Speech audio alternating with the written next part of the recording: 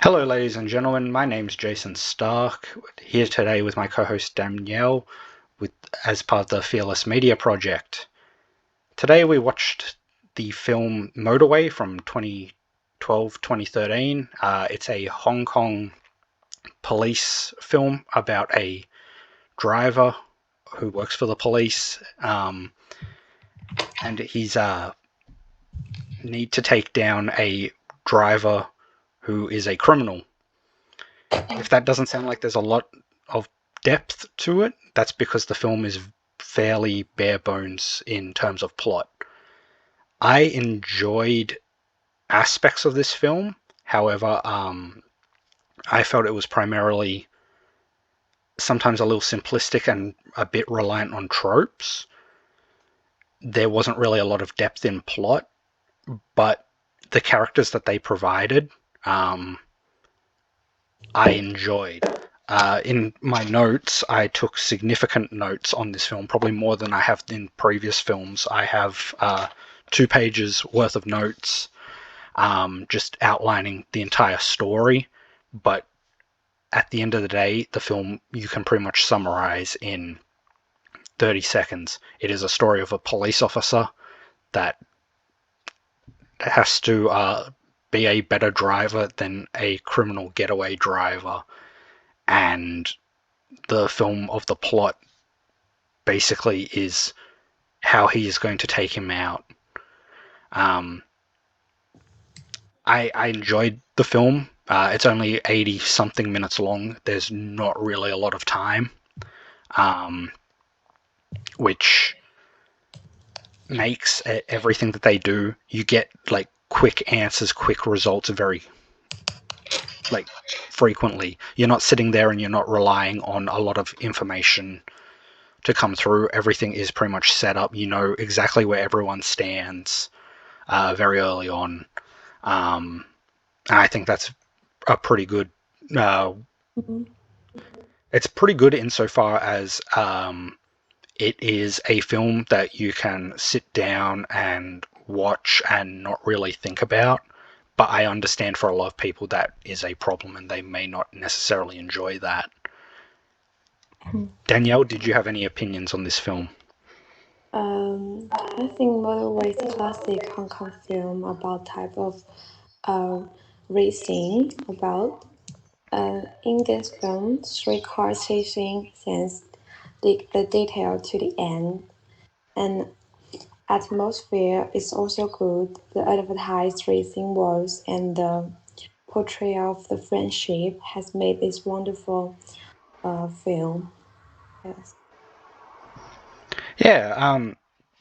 Look, there's I I think the problem is that in terms of film, like we've watched some pretty good ones recently.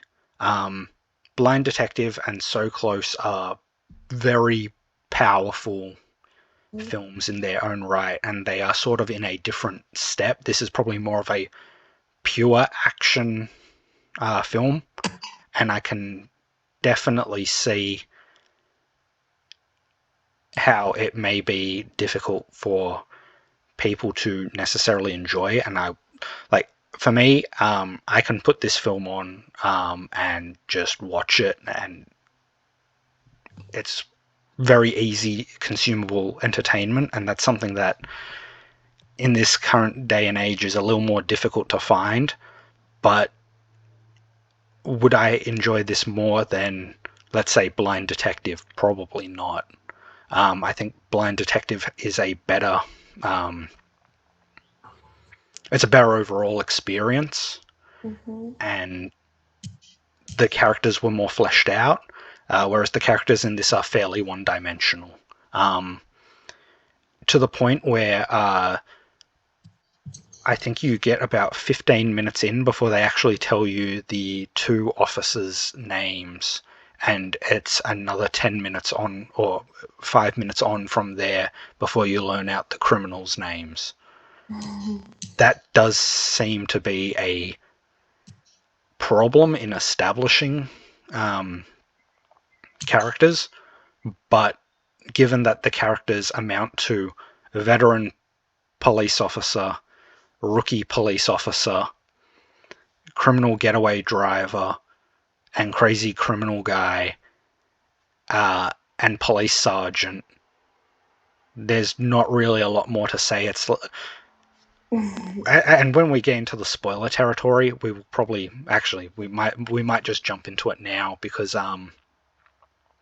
there are a lot of things where, because it's such a thin plot, if you talk about things that aren't like giving away spoilers, there's not particularly a lot to talk about. Yes. So anyway, we'll jump into spoilers. Yeah, the movie is pretty much as described. It's the rookie police officer wanting to take out the seasoned veteran criminal getaway driver in a battle of who's the better driver. I liked the character of the, I believe it's Officer Lowe, who is the senior detective, or the veteran not detective officer, senior officer. I think he was a very, I don't want to say good character because the characters are all fairly surface level, but I think his arc was probably better delivered than like the police sergeants. The police sergeant is just kind of set dressing, and this is seen like early on. They establish the characters. You've got the rookie officer who, in the midst of a highway chase, they pull over the suspects. He gets out of. They get out of the car. One of the drivers takes off. The veteran officer stands there, keeping an eye on it. But the brash and young rookie officer hops in the car, takes off, and so immediately you've got the old veteran who's about to retire that doesn't really want to take any risks. The young rookie who is very brash would probably be the way to describe it. So you've got that classic dynamic. It's very trope heavy. The sergeant, oh, you didn't follow things by the book. You're admonished. Again, another trope. Later on in the film, it's when they find out that there's this guy that is the getaway driver breaking his old friend out of jail. The old veteran officer has I know exactly what this guy's going to do because I ran into him however many years ago. It's very, very procedurally done, which when I'm talking about, it sounds like it's very negative, but I think things like the cinematography help. Like there is scenes whenever there is like the pursuit or the chases in the cars, or like there's a part, especially at the end of the film, where they're in a car park and the lights are all out, and the guy in the bad guy, the getaway driver, is driving through the car park, and he's like sort of hunting them, and it's got like the close-ups and how he's slyly moving through everything. I think that's very well done. So the presentation's really, really good. It's just there isn't really a lot to sink teeth into beyond. This is a movie about cars that go fast, but also it's a cat and mouse chase type thing, so it makes it a little more difficult than I think some people would be willing to put up with. Did you have any things that you'd like to talk about? The story of this film didn't go through much trouble. Simple to between the two heroes. A story of the old supporting new people. a gentle narrative, and I think the biggest selling point of this film is the racing sense. The motorway can be described as unlimited, and like the characterized American racing movie in 1916, and it's very similar. And the film also used most of space to describe the racing and the driving skills, including a large number of close-up of cars' bodies and shots of switching from far to near, showing off car skills and a role of the motors. Yeah, well, when you put it like that, maybe you should have led this second segment. I think that probably sums it up really, really well. Yeah, Spoiled. yeah. I think look, it's a film that is. I think it's kind of have mm, the character is talked less in this movie. It's all talk about the cars racing and the criminal and the police. And the rest Yeah, and that didn't are wonderful to enough, I think. yeah. Look, I think this film is designed for a specific audience, Mm-hmm. and while like I can sometimes be like there are certain times where like you have to sit there and go, okay, what is this film for? This film to me is a film that like sometimes you just need something that you can put on the TV and watch and it not take a lot of time, but it's sort of a satisfying experience. That's the impression I get from this film. This film isn't a film that you will want to go and talk about. Like it's pretty much a popcorn film. You go and you sit there. It doesn't try and lecture you on anything. It doesn't try and impart a message other than like, well, yeah, it doesn't try and impart a message. It is just sometimes you need something that you can sit there and just experience. Because a lot of films these days are very intentionally message driven.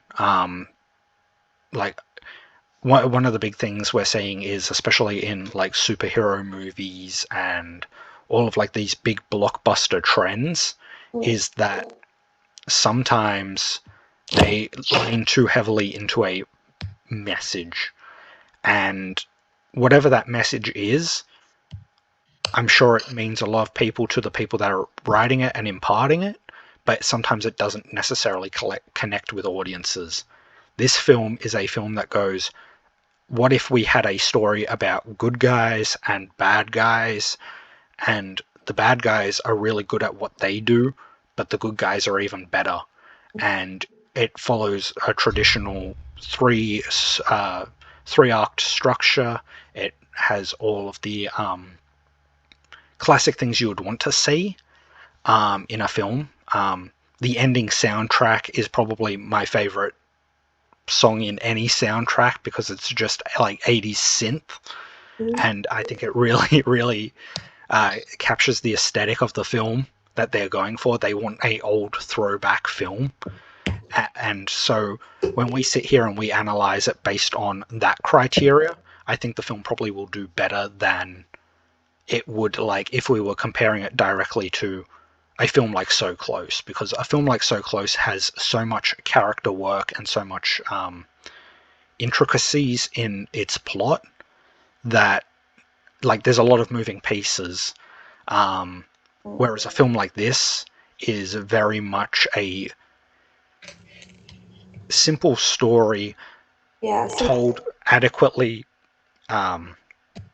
Like there's the part where the veteran police officer, um, a couple of days away from retirement, gets hit by a car after like protecting the young officer from getting like killed. That is a stereotype in these type of films, but it goes to illustrate a couple of things. One, that the veteran officer still has like those skills. It's just that he was overly cautious because he had previously been beaten by these guys. And two, like it goes to give the rookie officer a reason to actually go and do, like, take them out. It personalizes it because it's like he's portrayed as a very emotional character early on. Like he, when there's that opening chase at the beginning of the film, the guy that takes off, he tracks him down and crashes his car into that guy's car for no other reason than to basically prove that he was a better driver and that he was just beaten based on the fact that he had to drive the police car. So like there is depth, but you have to kind of dig a little deeper than some of the other films. Like the prime example is Johnston's character in Blind Detective. He is a character that you can go, okay, he is incredibly brilliant, but he is incredibly self-absorbed. Like that, and over the course of the film, they give you plenty of reasons to think of that. But even though he also has a good heart, so that's why at the end he comes around and like he's able to figure a lot of things out and help the other characters. This film is basically, okay, this guy is a really good driver, but he is brash and reckless and a bunch of like negative traits until later on in the film where they go, okay, these traits are now good. And so in terms of like narrative depth, because I'm a big narrative guy, I really like narratives. I like to talk about like the narratives, the characters, and how they interact within the confines of a film. Yeah, the whole film is Sorry, go ahead. of the police and a criminal. Yes. Yeah, look, there's definitely like the cinematography. I really was impressed with like the parts where, because the reason why the guy is like the bad guy is so good at what he does is because he is able to shift his car like 90 degrees in spaces that he shouldn't be able to. That's like the big thing in the film, that this guy can do something that no one else can do, and whenever anyone else tries it, they get stuck in a bad position, and usually he ends up killing them. Yeah. And that yeah. Of the film, and also the ethic. What do you think? Yeah, it's just it's a film that I'm not sure we can recommend unless you know precisely what it is that you're hoping to get out of it. Would you say that that's a fair assessment? Yeah, I know. I would just ask you the pacing of this film, and also the ethics. Yeah. No. Well, with the pacing, and I'm kind of glad you brought it up.